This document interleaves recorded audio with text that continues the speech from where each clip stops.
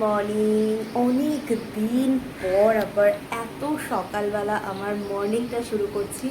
ঘড়ির কাঁটায় বাজছে 6:30। আজকে অক্ষয় তৃতীয়ার দিন, আর আমি পরে নিয়েছি এই নতুন জামাটা, যেটা আমার পয়লা বৈশাখে পরার কথা ছিল, বাট সময়ের অভাবে পরা হয়ে ওঠেনি।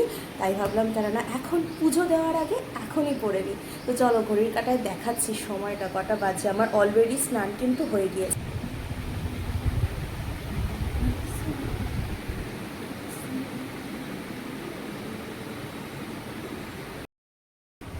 হ্যালো,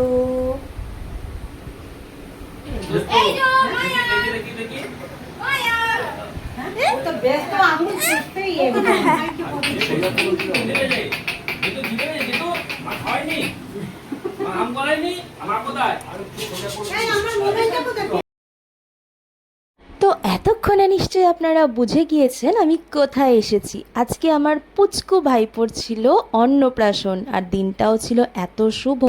তো সকাল সকাল একদম পৌঁছে গিয়েছিলাম। পূর্ব দিকে পূর্ব দিকে পূর্ব দিকে আস্তে বলছি, সাবধানে। এগো না, এদিকে তাকা।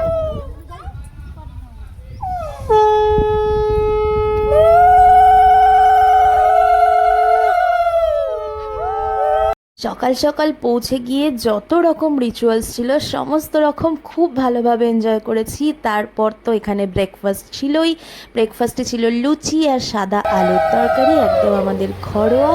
তারপর হলো হলুদ কোটা, তারপর গায়ে হলুদ, সমস্ত কিছু করে দুপুরবেলা লাঞ্চ করে তারপর একেবারে বাড়ি ফিরেছিলাম। পুরো এক্সস্টেড হয়ে গেছিলাম, এতটাই গরম পড়েছিল সেই দিনকে।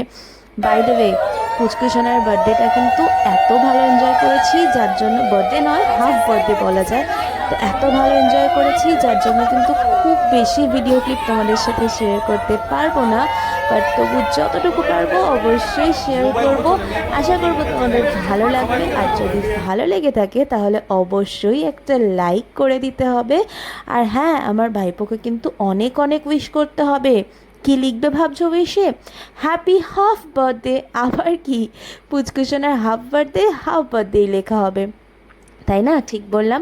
আর জানো, দুপুরবেলা কিন্তু অনেক কিছু খাওয়া দাওয়া হয়েছিল, কিন্তু আমার বর আমার ফোনটা নিয়ে চলে গেছিলো ছাদে, মানে যেখানে খাওয়ার ডেকোরেশন করা হবে সেখানে দাদা সবার সাথে দেখা করতে গেছিলো, দেখতে গেছিলো কি হচ্ছে না হচ্ছে।